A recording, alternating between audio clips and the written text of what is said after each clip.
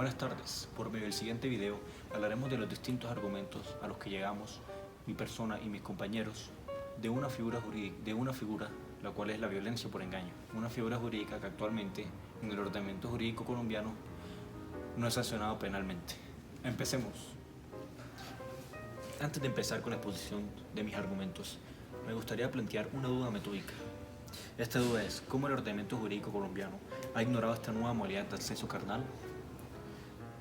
Me pregunto esto porque es que analizando estos casos he llegado a la simple conclusión de que el engaño para poder acceder a una relación sexual con otra persona debería ser sancionado penalmente, valga la redundancia, por el derecho penal, rama que se encarga de proteger los bienes jurídicos más importantes. ¿Y qué mejor que proteger este bien jurídico, el cual es la libertad sexual? Digo que debería ser sancionado penalmente porque según la sentencia C del 292 del 97, el legislador goza de unas atribuciones suficientes para contemplar las conductas que pueden erigirse en delitos en razón del daño que causan como tal a la sociedad. ¿No causa un daño grave tener que engañar a una persona para así tener relaciones sexuales con la otra persona? ¿No hay afectación a la libertad, integridad y formación sexual? Sabemos que el consentimiento sexual es un acuerdo que se pacta entre las partes para poder llegar así a una actividad sexual. Pero en estos casos investigados tenemos que este consentimiento se da bajo el engaño que le realiza el sujeto activo. Por ende, este consentimiento podemos decir que se anula, porque la persona como tal, el sujeto pasivo, no tiene conocimiento de la verdad. El sujeto activo además tiene claro de que si no engaña al sujeto pasivo, lo más seguro es que ésta no hubiera accedido a una relación sexual, y por ende tenemos como consecuencia jurídica que hay un acceso carnal. Otra sentencia importante es la T512 de 2006, donde dice que el Estado debe sancionar las conductas que imposibiliten el libre ejercicio de la sexualidad, entendida esta de manera positiva, como el ejercicio de las potencialidades sexuales, y en sentido negativo como la prohibición para involucrar en un trato sexual a otro sin su consentimiento, ya que si no hay consentimiento podemos entender que esto es un acceso carnal, y como mencioné anteriormente, este consentimiento se da bajo un engaño, es decir, que no existe. Por ende, ya mencionado todos estos argumentos jurídicos, me gustaría mencionar mi conclusión, y es que propondría, o sería interesante de pronto, realizar una reforma legislativa en la que el legislador configure el delito violación por engaño, así es como yo lo llamo, y pues sería interesante tenerlo en nuestro código. Sería interesante como tal traer este delito, como mencioné anteriormente, al Código Penal actual, configurarlo como el delito violación por engaño, el que realiza acceso carnal o un acto sexual mediante el engaño, donde el sujeto activo consigue el consentimiento del sujeto pasivo por medio del engaño, incurrirá en la prisión que establezca como tal el legislador. Esa sería la propuesta. Y por último, me gustaría mostrar a continuación un par de chicas que fueron entrevistadas que no tienen conocimiento como tal de esta rama del derecho penal, pero sin embargo llegan a la misma conclusión que yo, y es que esta figura de la violencia por engaño debería ser sancionada penalmente. Empezaremos preguntándole a una chica a ver si está de acuerdo con la figura que estuvimos analizando, si debe ser sancionado o no penalmente. Vamos. Hola, era para preguntarte si podemos hacerte una preguntita y que autorices que se te grabe. Sí. Listo. Es sobre la violencia por engaño. A ver si crees que debe ser sancionada o no penalmente. Por ejemplo, Daniel quiere tener relaciones sexuales con Camila sin preservativo porque supuestamente se hizo la vasectomía, pero ella luego de las relaciones sexuales se entera de que esto es mentira. ¿Qué piensas tú por ejemplo, de ese ejemplo, y si debe ser sancionado o no penalmente, como te mencioné anteriormente, la violencia por engaño? Sí debería ser penalizado el engaño, ya que en el ejemplo que me dio esta persona, al saber que mi cuerpo fue utilizado, me expuso a un peligro, y eso es grave en la sociedad. Por tanto, sí debería ser penalizado. Muy buenas tardes. En cuanto a mi punto de vista, considero que el acceso carnal o cualquier otro tipo de acto sexual que no se realice con explícito consentimiento de las partes que participen en dicho acto debería estar plasmado dentro del derecho penal como tipificación jurídica. Pues el consentimiento se denomina acuerdo si la conducta se dirige contra o prescindiendo de la voluntad del interesado y el libre ejercicio de la misma. Con base a lo dicho anteriormente y analizando desde mi concepción los casos expuestos, considero que no existe una exposición explícita de los actos sexuales resaltados allí. Por ende, no hay un consentimiento propio del acto al ni siquiera nombrarlo dentro del hecho. Según Amnistía Internacional, las relaciones sexuales sin consentimiento constituyen violación. Esto basados en una investigación realizada por ellos mismos en el ámbito de la legislación europea. Y aunque son varias las naciones que se han interesado en políticas de tal ámbito, solo en 12 países europeos de los 31 analizados por Amnistía Internacional hay leyes que definen como violación las relaciones sexuales sin consentimiento. Estos 12 países son Alemania, Bélgica, Chipre, Croacia, Dinamarca, Grecia, Irlanda, Islandia, Luxemburgo, Malta, Reino Unido y por último Suecia. Basado en legislaciones como la española, la cual a principios de marzo del año 2020 anunció un nuevo proyecto de ley sobre respuestas integrales a la violencia sexual. Estas incluían la reforma de la definición legal de violación para adecuarla al derecho internacional de los derechos humanos y centrarla en el consentimiento. Según esto, diría que la legislación colombiana deberá tomar decisiones futuras pero prontas en cuanto al consentimiento en los actos sexuales, como ya lo han venido haciendo las demás legislaciones en el resto de países y sobre todo incursionando en estas mismas, las europeas. A continuación voy a preguntar o a realizar una pequeña entrevista a una chica al azar para respaldar un poco mi postura. Buenas noches, nos encontramos con una persona la cual abordé rápidamente y nos va a colaborar con la entrevista. Bueno, buenas noches. ¿Cómo te llamas?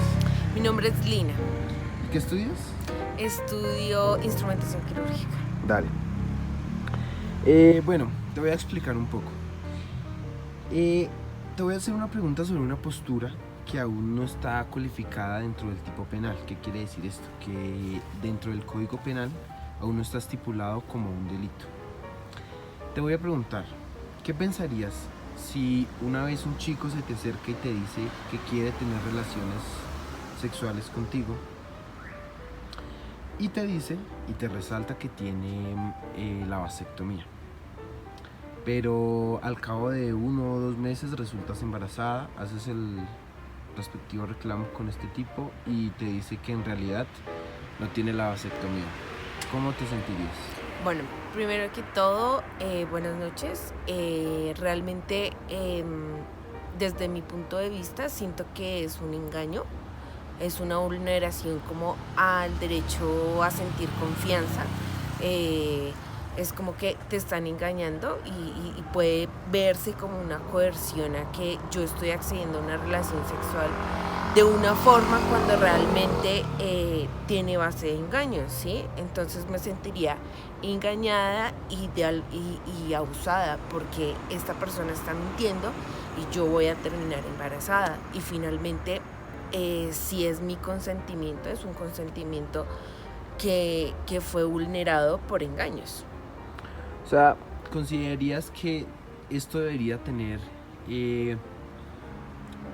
alguna sanción de tipo penal? Claro que sí, claro que sí.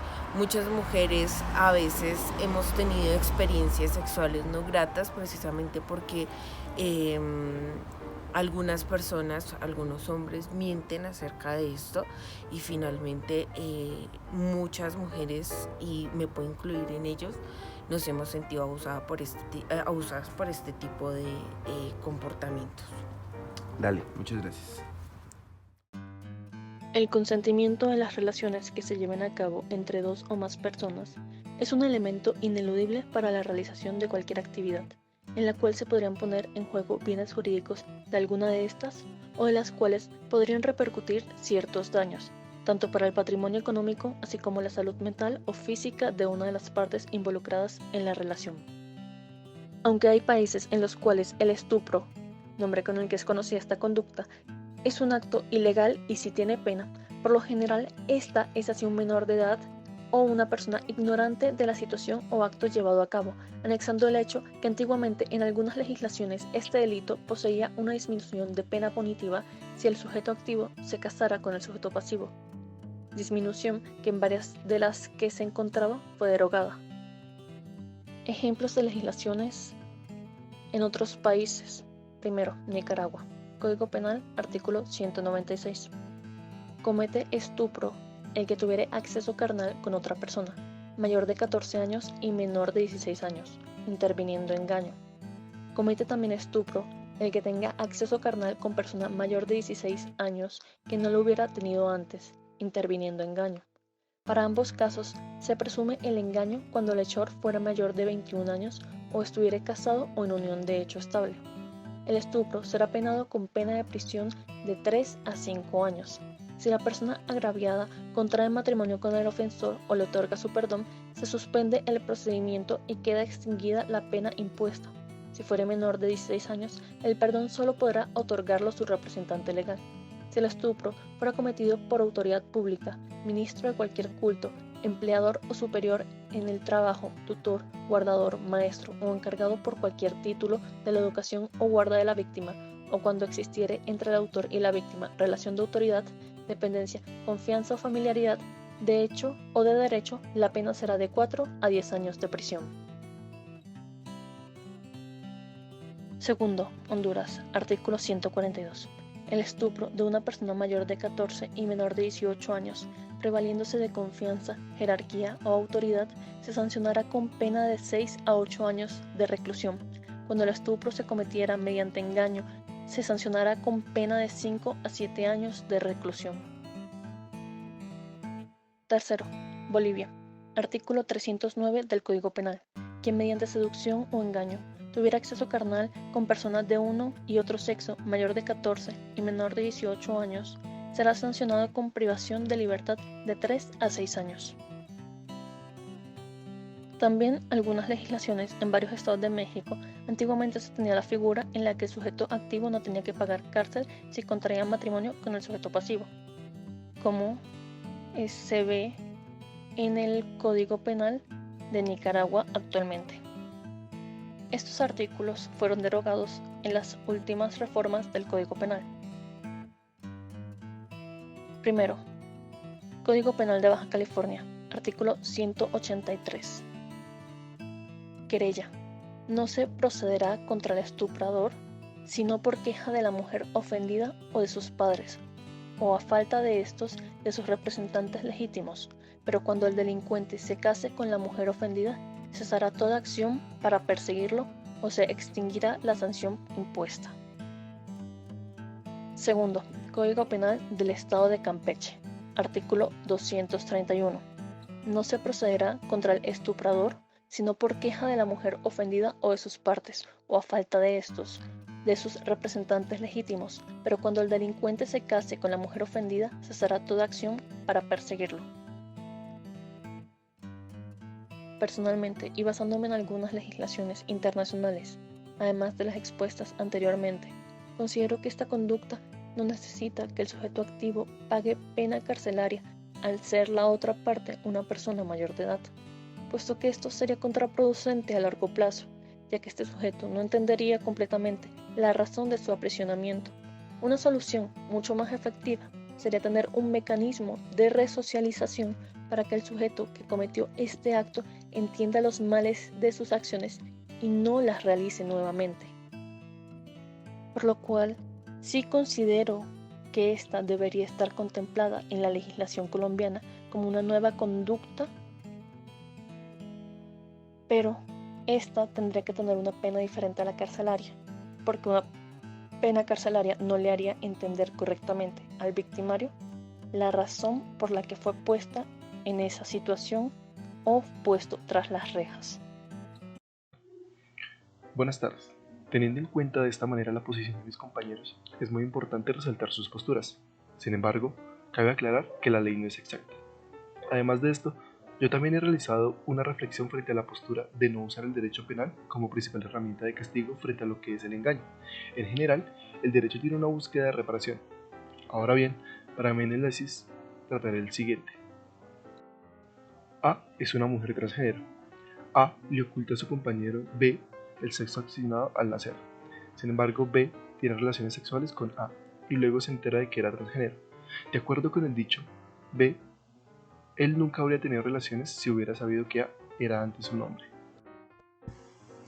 Sin embargo, por su parte, es por esto que he analizado que el derecho penal debe usarse como la última ratio para proteger los bienes jurídicos más importantes, y considero que aquí no se viola esto, teniendo en cuenta que aquí llevamos la privación parcial de la libertad de la persona frente a dichos actos tipificados. No hay ninguna violación, acceso carnal violento, porque al momento del acto no ha sido consentido. La persona no ha sido drogada o se ha encontrado en algún estado de indefensión. Sin embargo, no podemos olvidar que él hizo uso de esta maniobra torcidera y falaz por medio del cual un agente ha ocultado la realidad. Es por ello que yo agrego también lo que es, por ejemplo, el deber de la autoprotección. La ley establece como un elemento necesario que el engaño sea serio y creíble. Establece el denominado deber de autoprotección. Esta situación ha causado problemas porque generalmente en los delitos de estafa la víctima suele mostrar una personalidad marcada por la credulidad, la confianza y la buena fe. Por lo mismo, es por ello que establezco que esto debería ser borrar 7 segundos. Además de esto, por ejemplo, en Colombia podemos observar que un nivel de sobrepoblación en las diferentes entidades penitenciarias. En la siguiente imagen que podemos observar acá en esta ilustración es donde básicamente podemos encontrar que existe un hacinamiento de 16.706 personas. Es por ello que realmente, teniendo en cuenta de esto, realmente una persona que engaña es peligrosa para la sociedad, vulnera algún bien jurídico tutelable. En este sentido, nuestro análisis es más asertivo a que el engaño debe tratarse con una herramienta diferente, optando por la conciliación. ¿Y por qué asignar al ordenamiento civil para este tipo de procesos? Ya que podemos incluir multas de esta manera que generan una reparación para la persona e incluso que se genere un uso de medidas de acompañamiento y cubrimiento económico en sesiones como, por ejemplo, de terapia y de reparación emocional y psíquica. Además de esto, que incluyan al infractor para generar una reinserción y una readaptación frente a su mal comportamiento contraria a la ley. Bueno, teniendo en cuenta el anterior caso, es muy importante también reflexionar acerca de los comentarios de qué opinión podrían tener estas dos chicas. El día de hoy me encuentro con Juliana y me encuentro con Laura. Y quisiera saber, ¿ustedes qué opinan frente a este caso? ¿Se consideran ustedes violadas? ¿Consideran ustedes que han atentado contra el bien jurídico frente a su integridad, hacia su vida, su confianza? Empecemos contigo, ¿tú qué opinas? Pues realmente yo creo que no es como tal para ir a la cárcel, por ejemplo, que tú nos estás comentando, sino más que todo es como un acompañamiento más psicológico, en el sentido de que no fue contra la voluntad de alguien, no fue forzado, sí hubo como tal una mentira, pero realmente en ese aspecto de que podían ser pareja, pero hubo una como mala comunicación en el entorno de que pues pudieron entre comillas ser sinceros. Al final eso fue más que todo aceptado por los dos manos, o sea, ellos estuvieron de acuerdo en estar juntos. No creo que haya parte como de tipo de violación. O sea, teniendo en cuenta esto, ¿tú considerarías que es muy importante para ti poder resarcir estas problemáticas de manera emocional y física? ¿Te consideraste vulnerable emocionalmente? En el aspecto, en el momento en que yo me entero por primera vez, yo siento que sí, como que uno se siente muy vulnerable y como engañado, en pocas palabras. Pero ya después como de tener una conversación con esa persona y un acompañamiento también de parte psicológico, yo creería que no es más que todo como una violación. Ahora tú, cuéntame, ¿consideras que el uso del ordenamiento jurídico, como es la rama penal, esta persona se consideraría peligrosa para la sociedad? Creo que no. Siento que pues es decisión como de cada persona en qué momento decidir como su situación, pero sí es más como una falta hacia la confianza cuando se está en una relación de dos personas, pero pues no se hizo nada en contra de la integridad de nadie físicamente, siempre hubo consentimiento de parte de las dos personas, entonces siento que pues ya llegar hasta ese punto es muy... va como más allá de la situación, es necesario un acompañamiento psicológico, pues que esa persona esté pendiente de la evolución de uno, pues no todas las personas como que reaccionan igual ante esa clase de información, pero no considero que sea una situación como para llegar hasta la penalidad.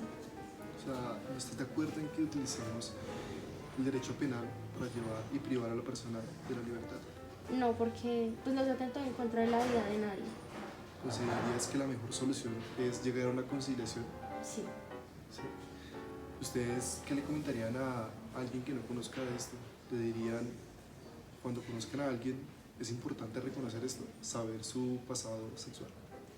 Creo que sí, creo que es muy importante. Pues uno tiene derecho a dudar de las demás personas y pues uno tiene que ver por sí mismo primero que todo, entonces pues siento que es algo muy de comunicación, de realmente conocer a la otra persona y pues que uno tiene derecho a decir si uno quiere estar o no quiere estar con una persona a pesar de pues de las, sí, como de las condiciones de las personas o de los cambios que por los que hayan pasado.